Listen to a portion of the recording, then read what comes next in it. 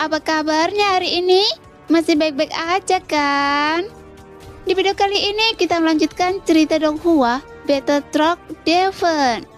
Oke, nggak usah lama-lama lagi, kita langsung aja ke cerita. Mari kita selesaikan masalah manusia ikan dulu. Perjalanan di depan penuh bahaya, tetapi ada juga peluang. Jika beruntung, kalian mungkin menemukan apa yang kalian butuhkan di runtuhan, kata Soyen perlahan, dan semua orang mengangguk setuju.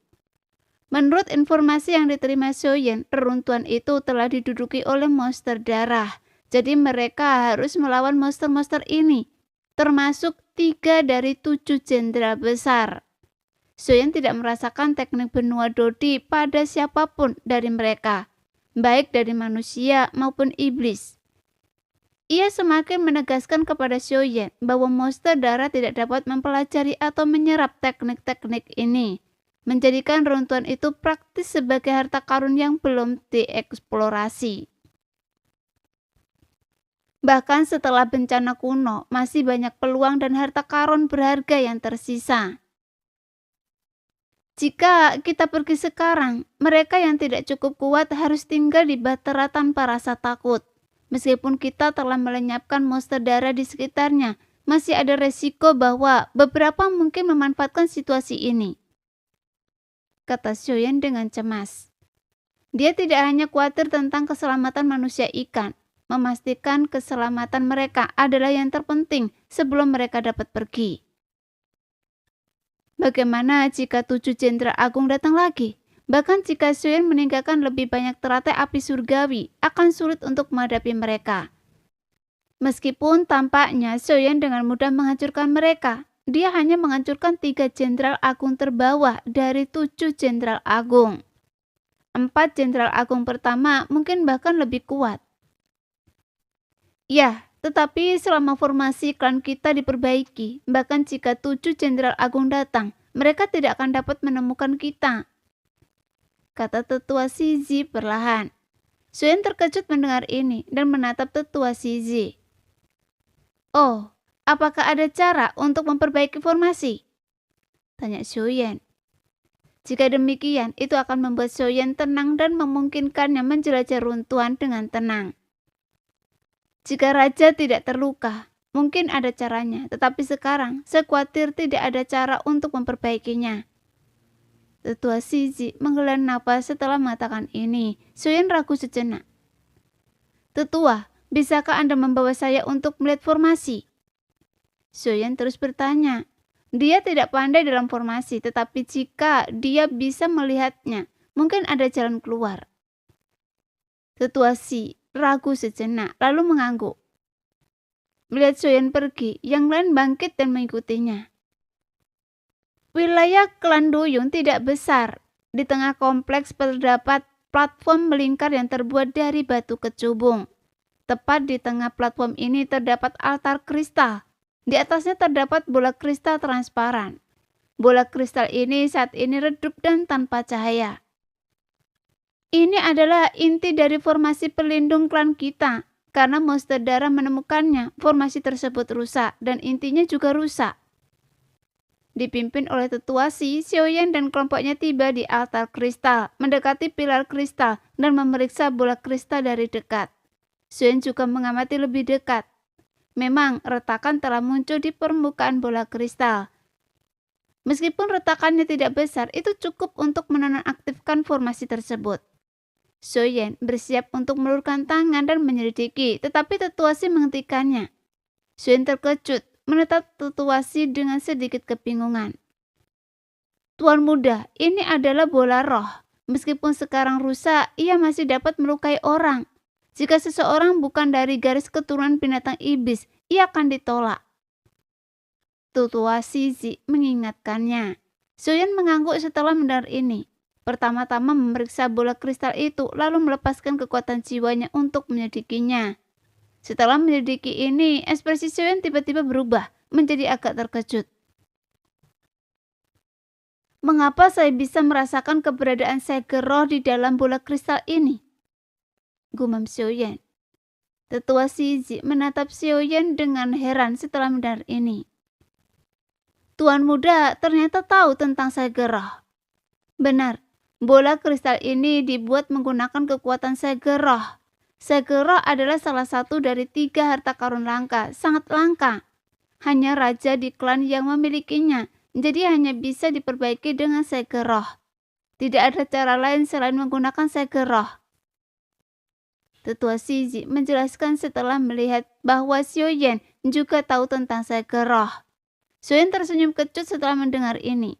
Meskipun Segeroh memang langka bagi orang lain, bagi Xiaoyan, dia memiliki lebih dari 1. Beberapa secara total. Segeroh, ya. Xiaoyan tersenyum tak berdaya dan dengan sekali kibasan lengan bajunya, ke-6 Segeroh di dalam tubuhnya terbang keluar. 5 pancaran cahaya melayang di depan bola cahaya. Tetua Shiji, menurut Anda mana yang cocok untuk diperbaiki? Xiaoyan segera mengalihkan pandangannya ke Tetua Shiji di sampingnya. Saat ini ekspresi Tetua Shiji tak terlukiskan, wajahnya terus berubah. Ia bahkan menggosok matanya tak percaya dengan apa yang dilihatnya. 6 segel spiritual, cahaya 5 warna.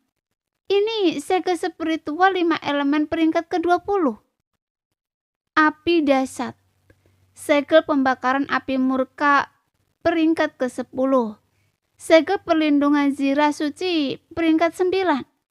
Segel spiritual emas ungu peringkat ke-5. Astaga. Tetua Shiji memutar matanya hampir pingsan. Anda pasti tahu bahwa segel spiritual di tangan Raja Duyung memiliki peringkat yang sangat rendah. Sementara 6 segel spiritual Xiaoyan termasuk 3 dari 10 teratas. Konsep macam apa ini? Tuan muda ini... Suara Tetua Shiji bergetar saat berbicara, terputus-putus, jelas terkejut. Matanya agak tidak fokus, seolah-olah sedang bermimpi. Ya, ini semua adalah segel spiritual. Tetua, Anda seharusnya sudah familiar dengan ini. Xiaoyan berkata dengan tenang. Tetua Shiji mengangguk dan penuh semangat. Manusia duyung secara alami adalah anggota ras binatang ajaib, dan binatang ajaib dapat menyerap Segeroh. Jadi mereka secara alami sangat mengenalnya. Tuan muda, saya mengenali mereka semua. Mungkinkah ini semua milik Anda? Tetua Shiji berkata dengan terkejut. Kata-katanya masih mengandung sedikit ketidakpercayaan. Tetua, bisakah Segeroh saya memperbaiki formasi ini? Xiaoyan tidak berani bertindak gegabah. Bukannya dia berpura-pura lemah, tetapi lebih baik berhati-hati. Kalau tidak, dia tidak akan sanggup menanggung tanggung jawab untuk menghancurkan formasi orang lain sepenuhnya. Ya, tentu saja. Segeroh tuan muda sangat kuat sehingga tidak hanya dapat memperbaiki formasi, tetapi mungkin juga membuatnya lebih kokoh. Pada saat itu, bahkan Dosian pun tidak akan dapat menemukan klan kita. Tetua Shiji berkata dengan bersemangat. Qianning yang baru saja mengirim Long Qiong dan Ziyan ke platform kristal melihat ekspresi Tetua Shiji yang sangat bersemangat. Kemudian ketika dia melihat 6 Segeroh mengambang di platform, dia hampir berteriak karena terkejut. Dia cepat-cepat menutup mulutnya, wajahnya dipenuhi dengan keheranan. Tidak hanya itu, tetapi para putri duyung di sekitarnya berkumpul lagi. Melihat 6 Segeroh di depan Xiaoyan, seluruh klan putri duyung bergemuruh. Ini semua Segeroh, kan? Ya, saya bahkan mengenalinya. Ini adalah Segeroh pelanggar hukum, peringkat ke-12 dalam peringkat Segeroh. Itu adalah Segeroh emas ungu, peringkat ke-5 dari peringkat Segeroh. Saya dengar segel ini telah hilang sejak lama dan ternyata muncul pada manusia ini. Orang ini terlalu menakutkan. Tunggu, orang ini manusia. Kenapa dia memiliki Segeroh? Para duyung di bawah segera mulai berdiskusi, memandang Xiaoyan seolah-olah dia adalah monster. Mata mereka dipenuhi dengan keheranan yang luar biasa.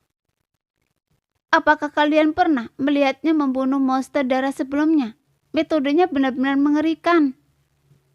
Itu bukan apa-apa. Dia dan kelompoknya memusnahkan 100.000 monster darah bintang 8 dan 1 jenderal dewa darah. Kemudian kita semua melihatnya secara pribadi membunuh 2 jenderal dewa darah yang mengejar mereka. Konon dia membunuh 3 dari 7 jenderal dewa agung yang semuanya berada di puncak level bintang 9. Ya, orang ini tidak hanya dengan mudah mengalahkan 3 jenderal dewa darah puncak bintang 9, tetapi juga tidak menderita luka apapun. Dia benar-benar memiliki begitu banyak segel roh. Tidak heran kekuatan tempurnya begitu kuat. Diskusi pun berlanjut. Xiaoyan menoleh dan melihat bahwa tindakannya yang tampaknya tidak disengaja telah sepenuhnya membangkitkan ras ini. Bagaimanapun mereka juga ras binatang iblis. Bagi mereka, segel roh seperti harta karun tertinggi. Terlebih lagi, Xiaoyan telah mengeluarkan 6 segel spiritual sekaligus. Bagaimana mungkin mereka tidak iri dan bersemangat? Baiklah, karena saya bisa memperbaiki mutiara iblis penolak roh ini, izinkan saya mencobanya. Kalian semua mundur sedikit agar tidak terluka. Xiaoyan mengangguk, menatap bola kristal dengan serius, lalu berbicara kepada kerumunan. Setelah dia selesai berbicara, semua orang mundur, hanya menyisakan Xiaoyan di platform kristal. Xiaoyan melambaikan tangannya, menyerap semua segel spiritual ke dalam tubuhnya, dan pelan menyentuh bola kristal. Dia manusia, mutiara iblis penolak roh pasti akan berbalik menyerangnya. Ya, selain raja, tidak ada yang berani dengan mudah menyentuh mutiara iblis penolak roh. Bahkan jika orang ini memiliki 6 segel spiritual, dia tetap berdarah manusia dan pasti akan ditolak oleh mutiara iblis penolak roh. Para duyung dibawa berdiskusi di antara mereka sendiri, tanpa sadar mengepakkan tinju mereka, berkeringat untuk Xiaoyan. Tetua Siji dan Qianing menyaksikan adegan ini dengan sangat serius. Di bawah tatapan semua orang, Xiaoyan pelan meletakkan tangannya di atas mutiara iblis penolak roh. Seketika mutiara iblis penolak roh yang redup itu memancarkan cahaya yang sangat menyilaukan, membuat semua orang tidak dapat membuka mata sejenak. Ini, Tuan Muda benar-benar tidak ditolak. Mungkinkah Tuan Muda juga anggota ras binatang iblis? Tetua Siji benar-benar tercengang melihat ini, karena mutiara iblis penolak roh bukan hanya inti dari susunan tersebut, tetapi juga memiliki kesadaran. Bahkan mereka pun tidak berani menyentuhnya sedikit pun. Selain Raja Duyung, tidak ada seorang pun di klan yang dapat menyentuhnya. Namun sekarang, seorang manusia benar-benar telah meletakkan tangannya di atas mutiara iblis penolak roh, dan tanpa ditolak atau terpengaruh.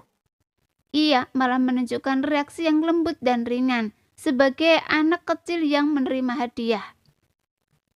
Ah, kapan Tuan Muda Xiao menjadi anggota ras binatang iblis? Tuan Muda Xiao adalah manusia biasa, kata Xiaoyan dengan sungguh-sungguh. Lalu mengapa Tuan Muda dapat menyerap segel roh? Tetua Siji berhenti sejenak sebelum melanjutkan. Mungkin itu ada hubungannya dengan teknik kultivasi yang dipraktekkan Tuan Muda Xiao, kata Xiaoyan. Dia juga cukup penasaran mengapa Xiaoyan mampu menyerap 3 harta karun langka itu, tetapi dia tidak pernah menanyakan hal itu kepada Xiaoyan, dan Xiaoyan juga tidak pernah menyebutkannya. Teknik kultivasi mengerikan macam apa yang memungkinkan garis keturunan manusia menyerap segel roh, dan terlebih lagi menyerap 6 segel roh. Wajah Tetua Siji dan Qianing memucat. Mereka hampir tidak percaya apa yang mereka dengar, seolah-olah disambar petir atau disiram seember air dingin, membuat mereka mati rasa. Apa yang begitu mengejutkan tentang itu? Tuan Muda Xiao masih memiliki banyak api surgawi dan mungkin lebih banyak esensi roh. Xiaoyan tersenyum tipis. Tetua Siji dan Qianing terkejut lalu tersentak, bingung dan berdiri di sana seperti patung. Apakah ini benar-benar manusia? Tetua Siji merasa pandangan dunianya hancur, menatap tak percaya pada pria di hadapannya. Dia akhirnya mengerti mengapa pria itu berani membual tentang akan menghancurkan kaisar monster darah. Ramalan imam besar tampaknya benar. Ada satu orang yang dapat menyelamatkan kita dan menyelamatkan dunia ini. Mungkin tidak ada orang lain selain dia, kata tetua Siji perlahan, sangat terkejut. Dia tidak pernah percaya pada ramalan sebelumnya, tetapi setelah melihat Xiaoyan dan menyaksikan semua yang terjadi padanya, dia benar-benar mulai percaya.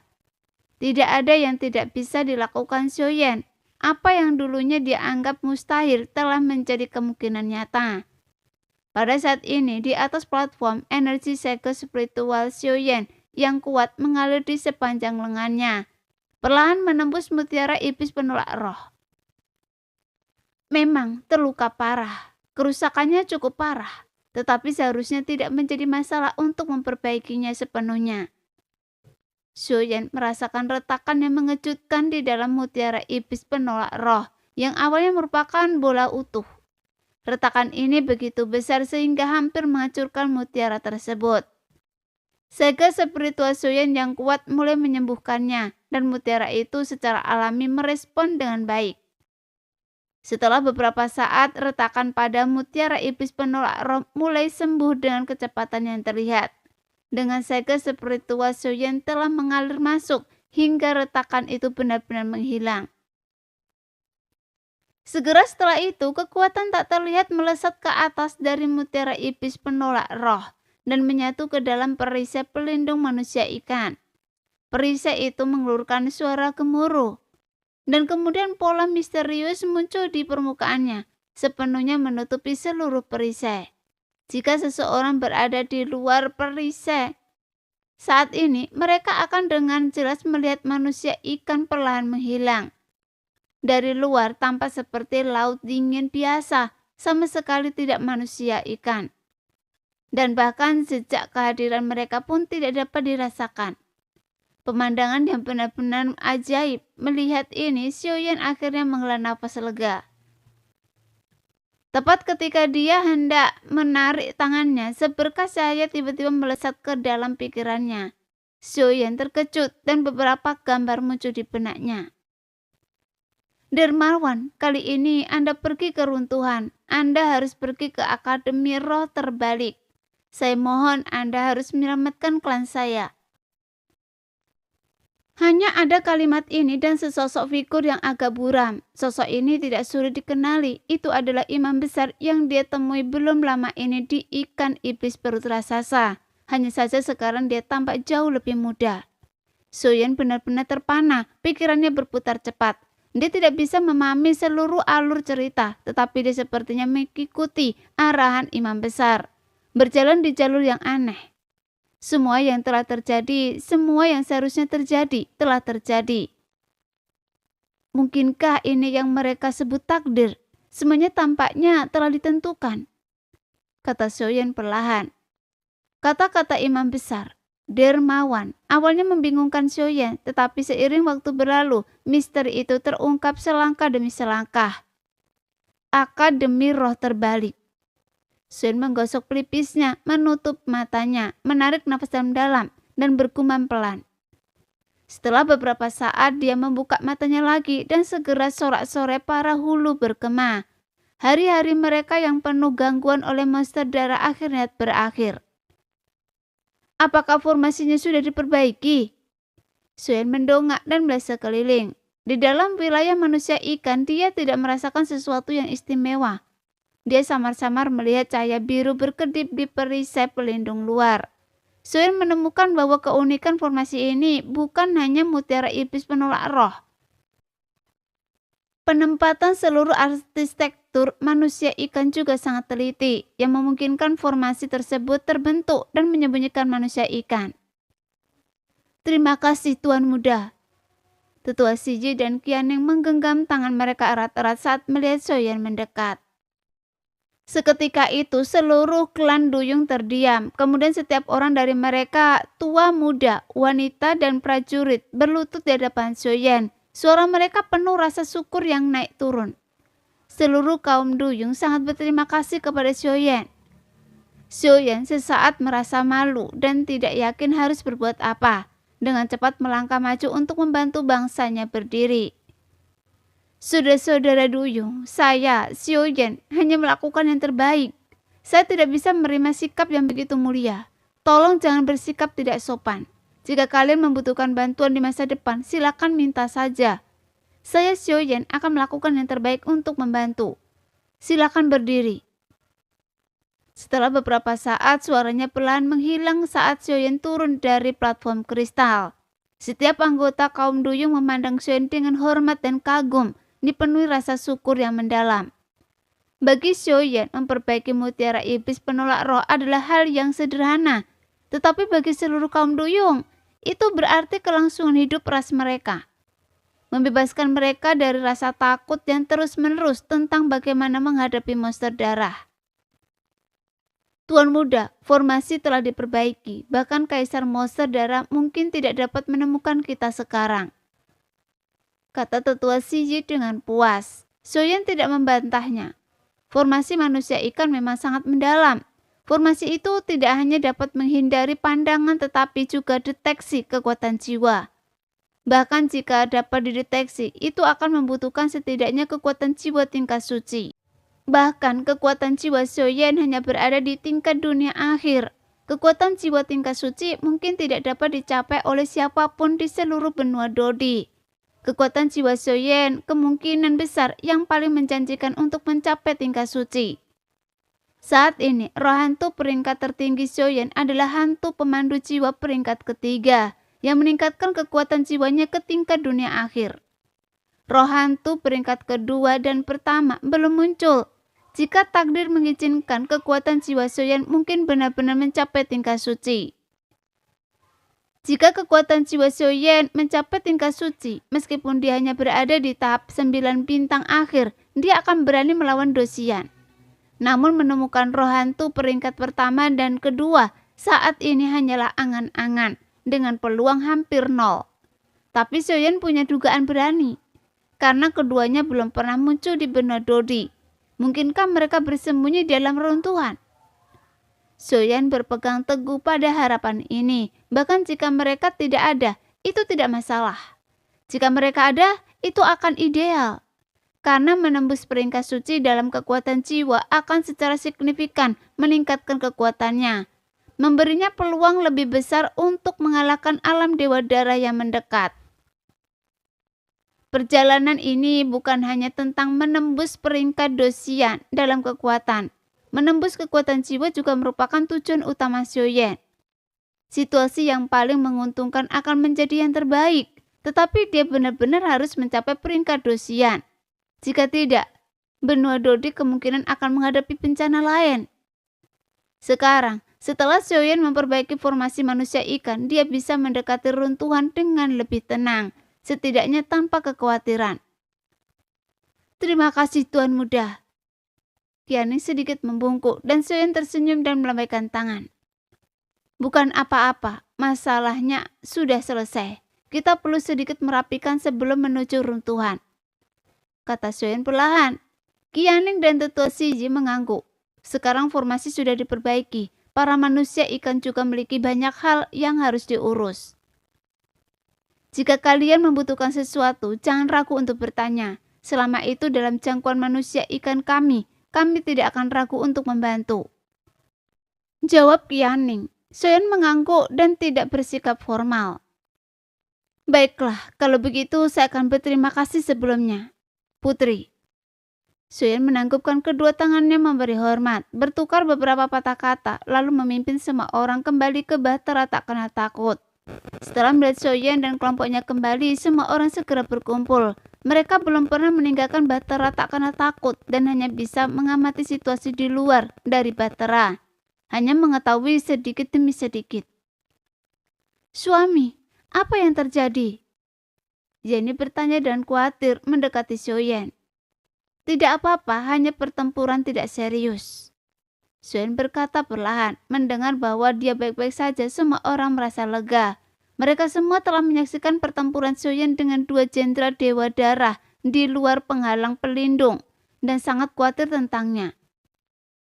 Saudari Jenny, jangan khawatir. Apa yang mungkin terjadi pada suami kita? Monster-monster itu bisa diatasi dalam waktu singkat. Mata King Muer menyipit seperti bulan sabit saat dia tersenyum pada Jenny. Jenny membalas senyumnya, wajahnya sedikit memerah. Mendengar percakapan mereka, Xiaoyan menghela nafas lega. Dia benar-benar khawatir jika istri-istrinya bertengkar satu sama lain. Dia tidak akan tahu harus berpihak pada siapa. Untungnya, tampaknya kekhawatirannya tidak beralasan. Baiklah, kalian semua harus segera berlatih kultivasi. Saya juga perlu meningkatkan diri secepat mungkin sebelum menuju runtuhan. Setelah Xiaoyan selesai berbicara, semua orang mengangguk. Jelas mereka yang bisa mengikuti Xiaoyan setidaknya harus memiliki kekuatan tingkat bintang 8. Sisanya harus tetap di bahtera. Waktu keberangkatan kita belum ditentukan. Sementara itu, saya akan memberitahu Putri Duyung bahwa kalian dapat bergerak bebas di dalam klan Duyung. Tapi ingat, jangan menimbulkan masalah bagi orang lain.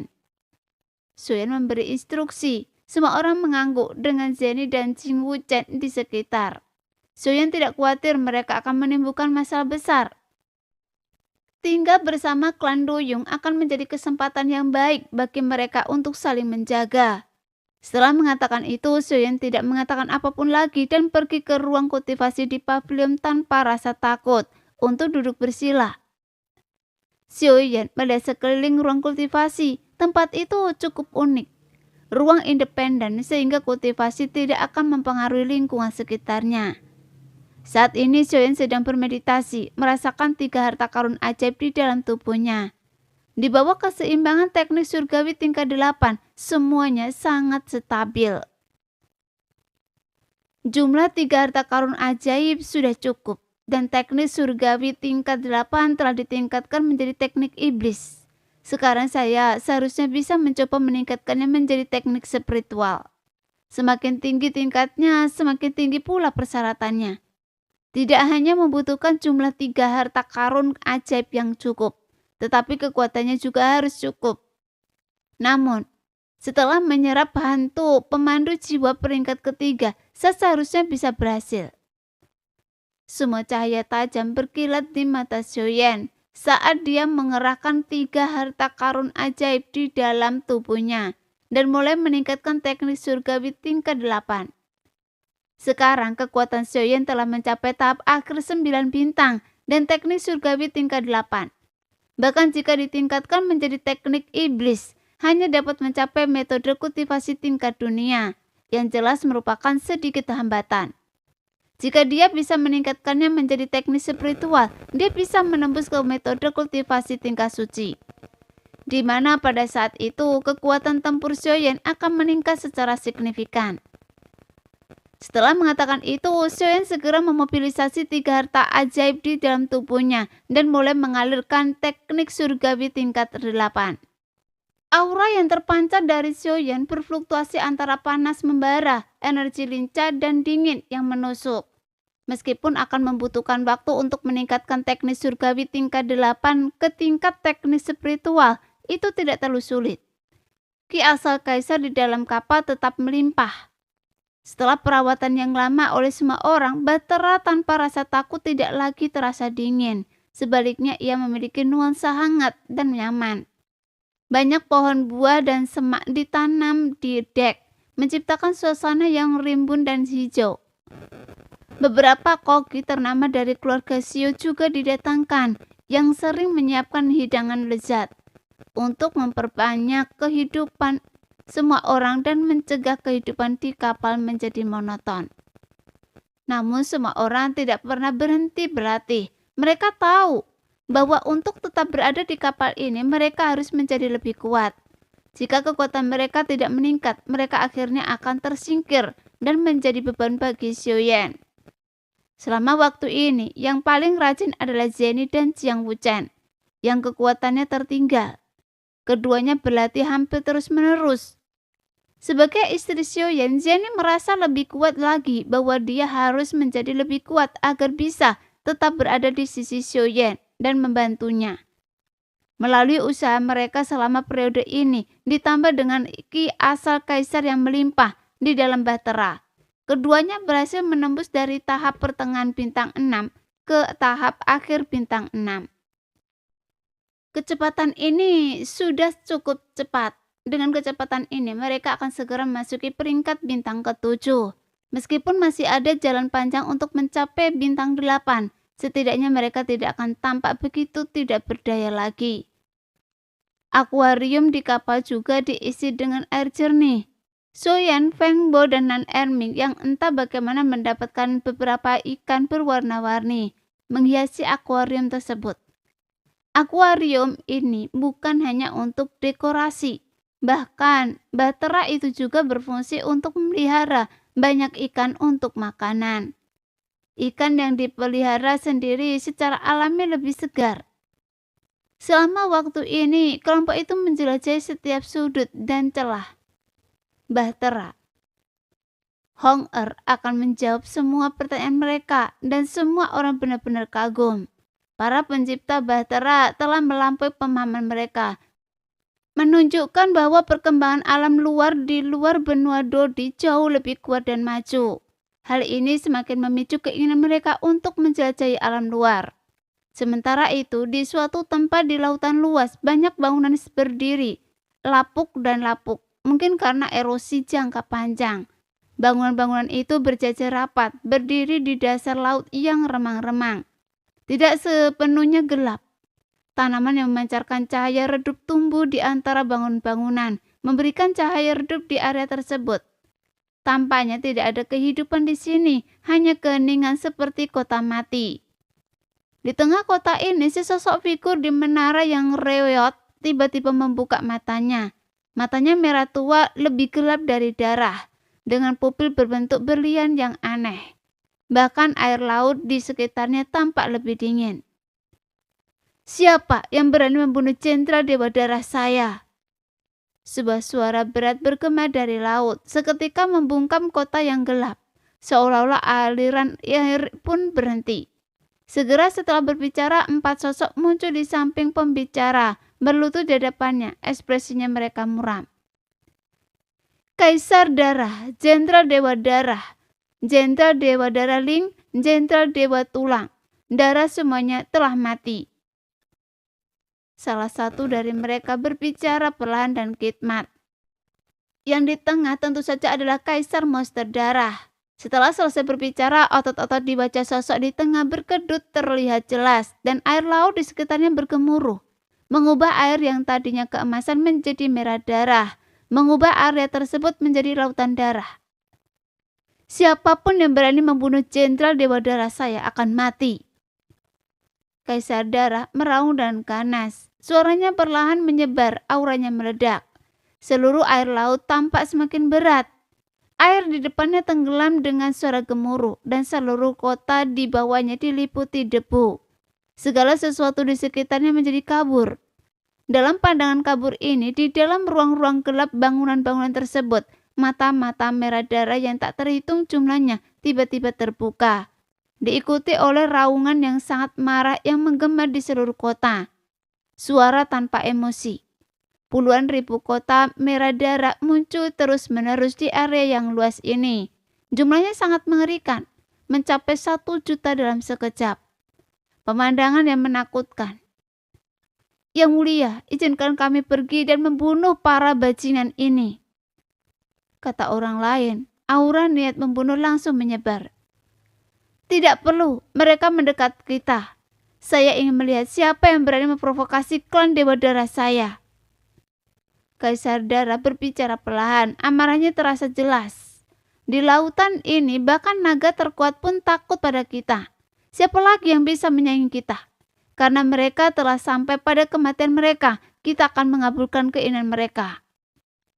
Salah satu sosok tinggi dan gagah berbicara dengan aura dominan. Aura yang terpancar darinya sangat kuat dan menakutkan, mencapai puncak level 9 bintang dan sangat dekat dengan level Dosian. Bahkan sudah memiliki 1 kaki di alam Dosian. Di antara alisnya terdapat kristal darah yang sangat besar. Selain Kaisar Darah, auranya adalah yang terkuat. Itu adalah pemimpin 7 jenderal ilahi. Jenderal ilahi darah bawah. Bersiaplah untuk bertempur. Setelah mengatakan ini, monster darah yang diselimuti kegelapan memecah keheningan area tersebut. Bayangan hitam terus muncul melayang di atasnya. Sosok-sosok ini berlipat ganda, membentuk titik-titik hitam yang tak terhitung jumlahnya, berjumlah jutaan. Mereka sendiri telah menciptakan penghalang tak terlihat. Soyen dan yang lainnya telah meninggalkan kaum duyung. Aura Soyen kini bahkan lebih kuat dari sebelumnya, dan pusaran ki abadi di dalam tubuhnya jauh lebih melimpah. Di dalam pusaran ki abadi ini terdapat kekuatan tambahan, kekuatan yang dihasilkan dari penggabungan 3 benda ajaib. Kekuatan ini bercampur di dalam pusaran ki abadi, telah membawa ki asal abadi Soyen ke puncak 9 bintang. Inilah tepatnya memanfaatkan dari peningkatan teknik surgawi tingkat ke-8, dari teknik iblis ke teknik spiritual. Tingkat tertinggi dari teknik surgawi tingkat ke-8 adalah teknik transformasi surga, dan Soyen kini telah meningkatkannya ke teknik spiritual. Tidak jauh dari teknik transformasi surga. Namun Soyen dapat merasakan bahwa untuk menembus ke teknik transformasi surga, dia setidaknya perlu menemukan segel roh dan roh hantu, peringkat pertama dan kedua. Mungkin hanya dengan begitu dia akan memiliki harapan. Langkah terakhir ini yang tampaknya dekat sebenarnya sangat sulit. Tiba-tiba suara gemuruh yang dalam datang dari air laut. Soyen dan kelompoknya tidak menyeberangi lautan dengan tubuh fisik mereka, melainkan di atas kapal pertama Bahtera Pemberani. Jialong. Dengan kecepatan mereka saat ini, mereka akan segera mencapai reruntuhan. Soyen memegang peta bawah laut di tangannya, melaju dengan kecepatan penuh menuju runtuhan. Menurut peta yang diberikan Qianing kepadanya, bahkan dengan kecepatan Jialong, para duyung membutuhkan waktu setengah bulan untuk mencapai runtuhan. Lambung Jialong cukup unik, hampir tidak seperti kapal, menyerupai pesawat kapal dengan ujung yang tajam. Namun interiornya sangat luas, sehingga Soyen dan kelompoknya sama sekali tidak merasa sempit. Lambungnya terbuat dari bahan berkualitas tinggi, membuatnya sangat lembut dan nyaman untuk diduduki. Xiaozhan yang paling penasaran mulai memeriksanya lagi. Benar-benar anak yang penuh rasa ingin tahu. Soyen menggelengkan kepalanya tanpa daya, tidak menghentikan mereka untuk menyentuh dan melihat segala sesuatu di dalamnya. Soyen duduk bersila, segel tangannya berubah. Api berputar dan mengembun di tangannya. Perlahan aura ini mulai memancar niat yang ganas dan destruktif, mengejutkan semua orang. Tuan Muda Xiao, apa ini? Semua orang merasakan ancaman yang terpancar dari tangan Soyen. Soyen tersenyum kepada mereka. Ini untuk menghadapi monster-monster itu, kata Soyen. Yang lain terkejut melihat aura yang terpancar dari tangan Soyen. Mereka semua agak takut. Meskipun mereka tidak tahu apa itu, mereka bisa menebak itu pasti senjata yang sangat destruktif. Sepanjang jalan, alis Soyen berkerut, melihat ke laut melalui Jialong. Laut itu kosong dan sunyi tanpa makhluk lain. Hanya ada kegelapan. Kegelapan yang tak berujung, memberi semua orang rasa tertekan yang aneh. Klan Hiu gila juga telah lenyap. Klan buaya kuno juga telah lenyap. Soyen memegang peta bawah laut di tangannya. Peta itu menunjukkan beberapa suku bawah laut di sepanjang jalan. Tetapi sekarang, melihatnya, dia tidak dapat menemukan satupun dari mereka. Paling banyak dia menemukan beberapa runtuhan, tetapi tidak ada tanda-tanda kehidupan. Nah, sekian dulu cerita kali ini. Kita lanjut lain hari ya guys ya. Bye-bye.